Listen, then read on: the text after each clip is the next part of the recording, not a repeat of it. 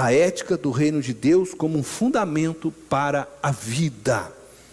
O apóstolo descreve, nos 2 últimos capítulos, um conjunto de regras e comportamentos morais que deviam ser praticados por eles na vida. Então ele começa a sua carta defendendo o evangelho que ele havia pregado para eles, tentando então fazer o quê? Corrigir tudo que estava entrando ali de heresias. Ele estava combatendo aquelas heresias e defendendo ao mesmo tempo o evangelho que ele pregou. Ele começa dessa forma, mas aí ele vai entrar na prática de vida. Então o apóstolo agora descreve nos 2 últimos capítulos um conjunto de regras e comportamentos morais que deviam ser praticados por eles na vida.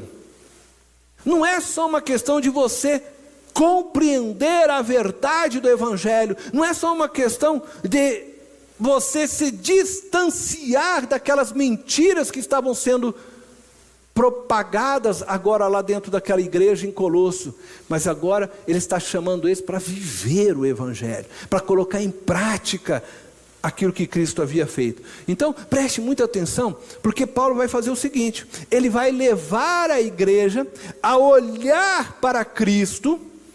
É muito interessante isso. Ele chama eles para olhar para o céu, com o fim de trazê-los para a terra.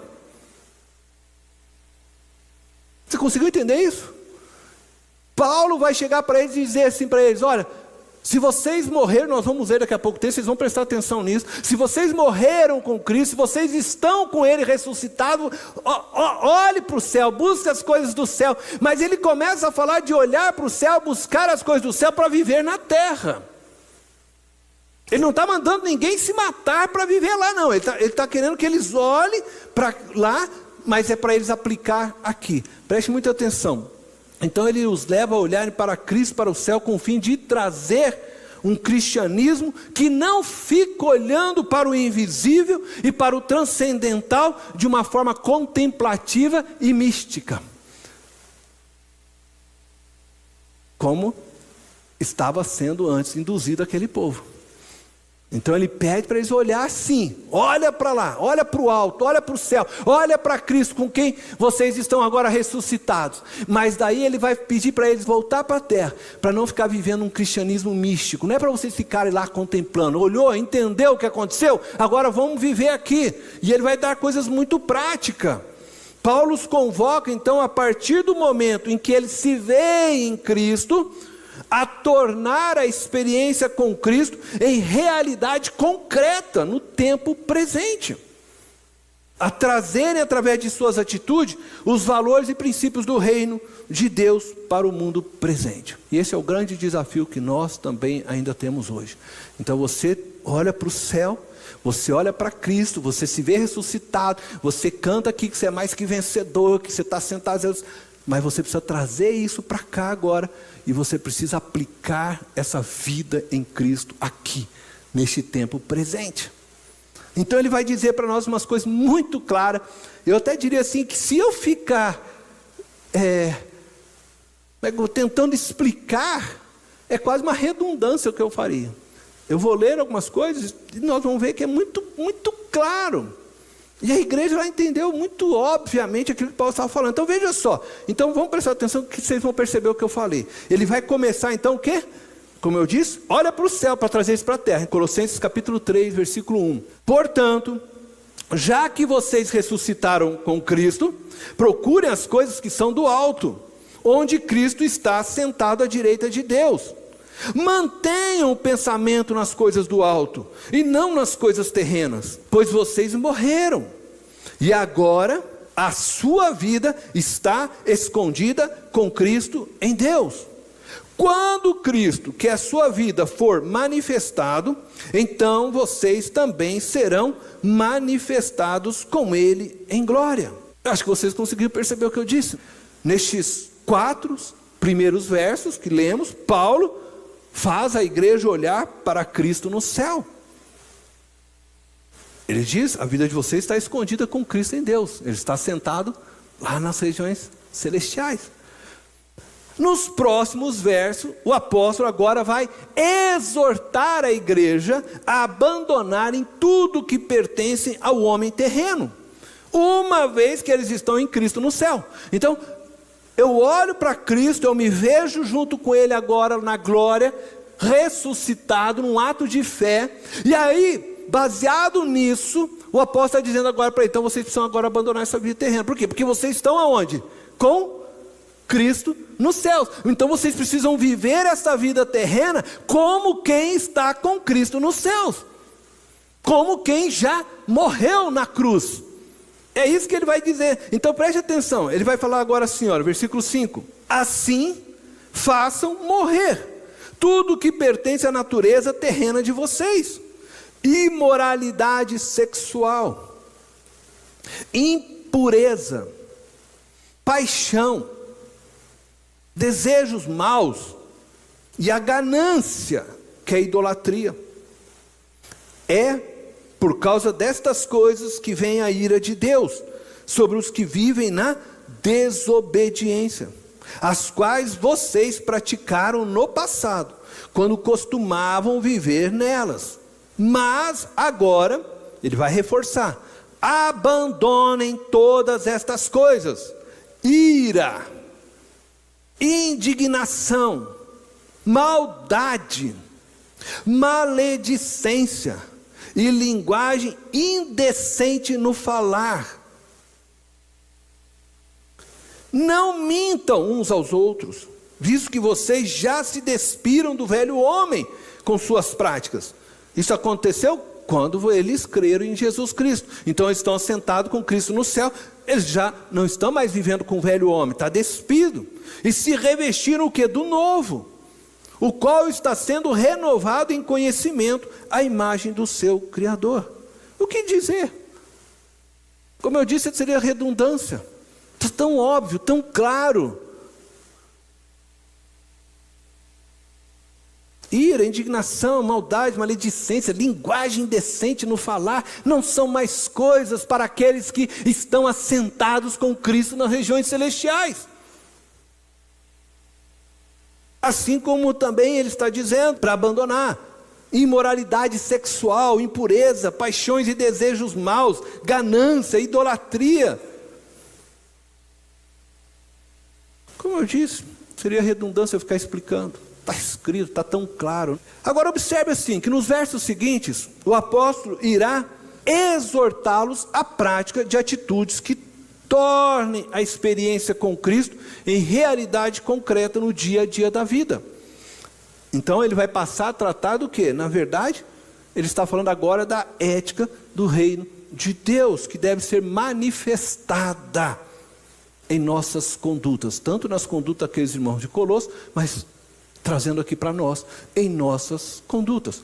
Então, eu e você, que declaramos que morremos com Cristo, que cremos que estamos com Ele assentados nas regiões celestiais, nós precisamos sim abandonar, deixar de lado todas aquelas coisas que ele citou terrenas, que fazem parte do homem Adão terreno. E aí agora ele vai dizer para nós o que devemos praticar, uma vez que estamos em Cristo e a vida de Cristo opera em nós. Então veja só, a partir do verso 11, o que ele vai descrever. Nessa nova vida, então você está em Cristo, você está vivendo a nova vida, já não há diferença entre grego e judeu, circunciso e incircunciso, bárbaro e cita, escravo e livre, mas Cristo é tudo e está em todos. O ensino que agora ele está dizendo, uma vez que nós sabemos disso, que estamos todos em Cristo, é que nós devemos viver entre nós, tratando a todos com igualdade. Ele está dizendo para nós que não há raça superior, ninguém é maior que ninguém. Que afirmação forte! Cristo está em todos. Cristo está em todos. Então quando você olha para a pessoa que está à sua direita, atrás, Cristo está em Quando você fere o seu irmão, está atrás de você, sua irmã, Cristo está em... Você está ferindo Cristo. Quando você trata alguém com desprezo, você está ferindo Cristo. Quando você humilha qualquer pessoa que seja, você está ferindo Cristo. Cristo está em todos. É por isso que quando Jesus diz que chegar o dia do julgamento, Ele vai colocar um grupo à sua direita e Ele vai colocar outro grupo à sua esquerda. E diz o texto que Jesus olha para aquele grupo que está à sua direita e Ele diz assim para eles: benditos do meu Pai, quando eu tive fome, vocês me deram de comer. Quando eu tive sede, vocês me deram de beber. Quando eu estive nu, vocês me vestiram. Quando eu estive enfermo, vocês me visitaram. Quando eu estive preso, vocês me visitaram. E por isso vocês entrarão agora no meu reino. E aqueles homens, sem entender plenamente o que Jesus estava dizendo, mas quando, Senhor, que o Senhor esteve preso? Quando o Senhor esteve nu? Quando o Senhor teve fome, sede? Que nós fizemos tais coisas? Quando vocês fizeram isso a qualquer um dos pequeninos, Cristo está em todos. Mas aí Ele vira para aquele grupo da esquerda e diz assim: quando eu tive fome, aí tudo o inverso agora, vocês não me deram de comer. Quando eu tive sede, vocês não me deram de beber. Eu estive preso, vocês não me visitaram. Eu estive nu, vocês não me deram o que vestir. E aí eles da mesma forma. Mas quando o Senhor esteve assim que nós não fizemos, Jesus vira da mesma forma e diz para eles: quando vocês deixaram de fazer para um daqueles pequeninos, Cristo está em todos. Entenda isso, meu querido. Depois Paulo vai continuar aí o texto, e eu quero só dizer assim, porque nós estamos falando de ética, de prática de comportamentos. Então entenda que quando você não entende isso, você fere a ética do reino de Deus. Você se comporta de uma forma, aos olhos de Deus, imoral. Portanto, nunca trate ninguém com desprezo, com arrogância, com soberba, porque você fere a Cristo. Aí a partir do versículo 12 ele vai dizer assim: portanto, como povo escolhido de Deus, santo e amado, revistam-se de profunda compaixão. Portanto, por quê? Porque ele está ligando a ideia. Cristo está em tudo, está em todos. Portanto, ele está dizendo para você, como povo escolhido de Deus, santo e amado, revista-se de profunda compaixão. Tenha compaixão das pessoas. Bondade, humildade, mansidão e paciência. Aí veja que ele diz: suportem-se uns aos outros e perdoem as queixas que tiverem uns contra os outros. Perdoem como o Senhor lhe perdoou. Como o Senhor lhe perdoou. Ao ponto que Cristo deu sua vida para que você, pecador, eu, pecador, pudéssemos entrar na presença de seu Pai. Não que nós merecíamos, mas mesmo assim, Ele te perdoou naquela cruz. Ele já fez isso por você. E Ele está dizendo que você tem que fazer isso também. Versículo 14 diz: acima de tudo, porém, revistam-se do amor, que é o elo perfeito. Que a paz de Cristo seja o juiz em seus corações, visto que vocês foram chamados a viver em paz, como membros de um só corpo. E sejam agradecidos. Habite ricamente em vocês a palavra de Cristo. Ensinem e aconselhem-se uns aos outros com toda a sabedoria. E cantem salmos, hinos e cânticos espirituais com gratidão a Deus em seus corações.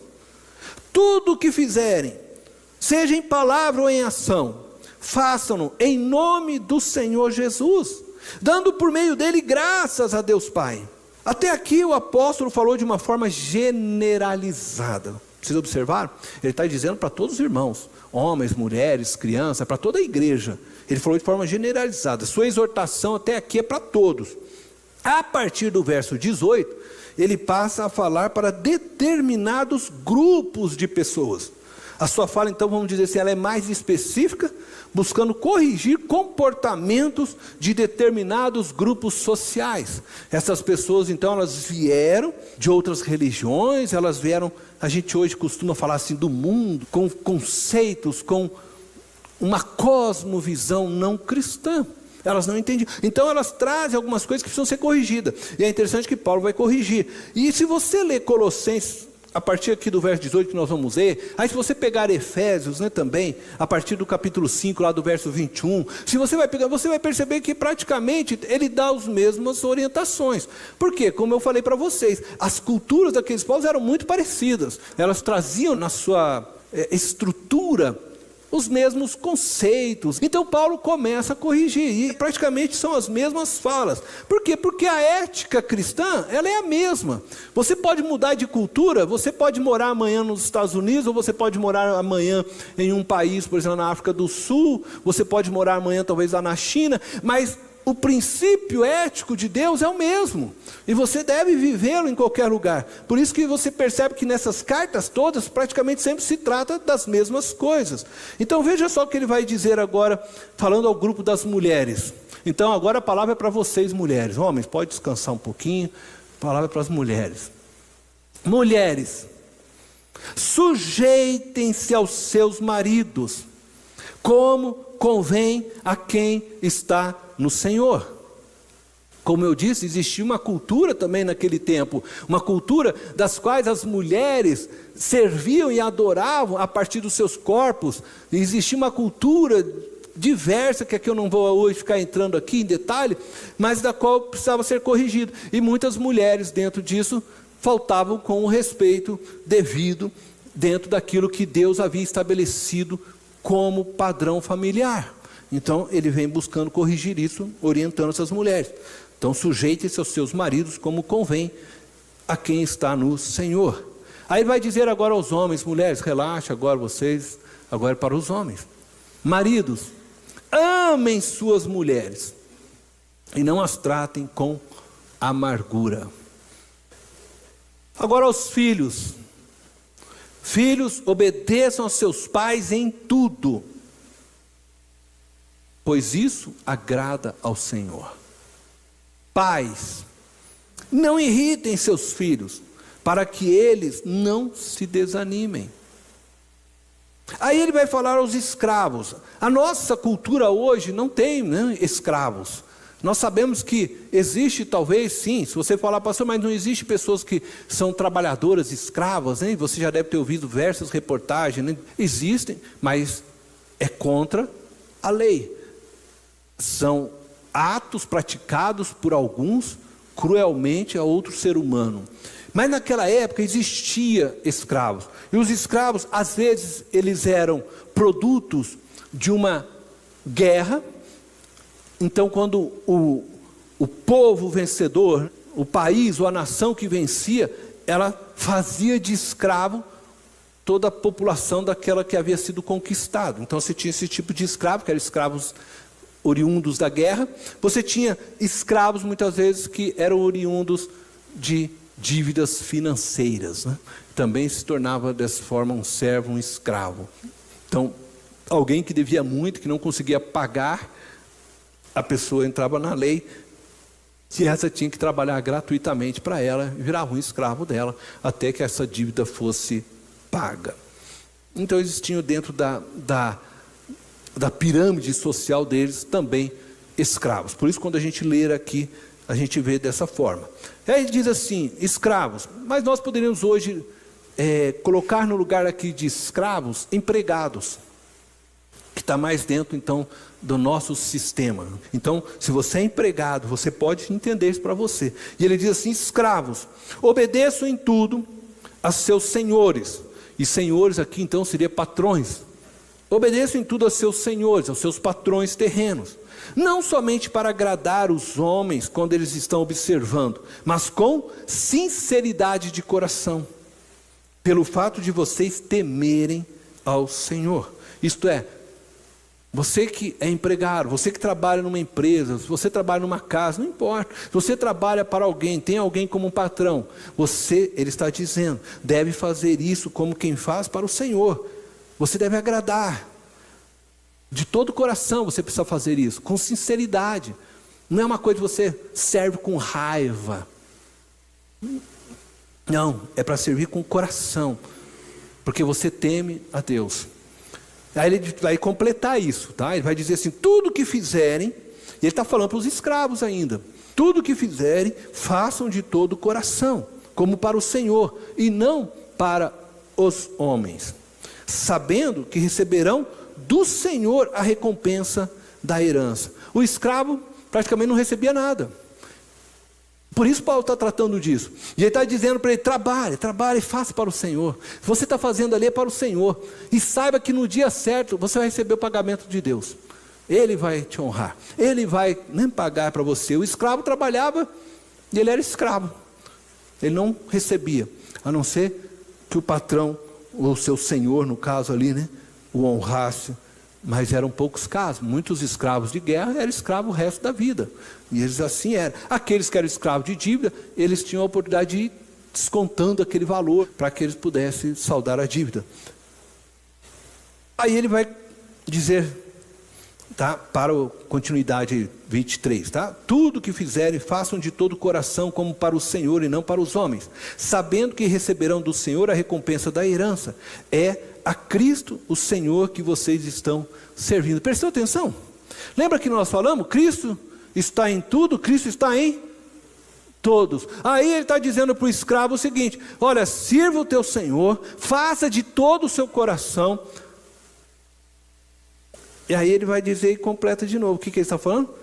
Pois isso é o quê? É como você está servindo a Cristo. Olhe para aquele teu patrão, olhe para aquele Senhor e veja Cristo nele. E trabalhe como se você está fazendo para Cristo. Porque no tempo certo, no dia que você chegar lá no céu, Cristo vai te recompensar. Ele vai te honrar.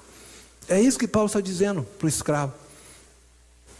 Paulo diz para os escravos empregados então que fossem fiéis. É isso que ele está falando. Sejam fiéis aos seus senhores. Sejam fiéis ao seu patrão.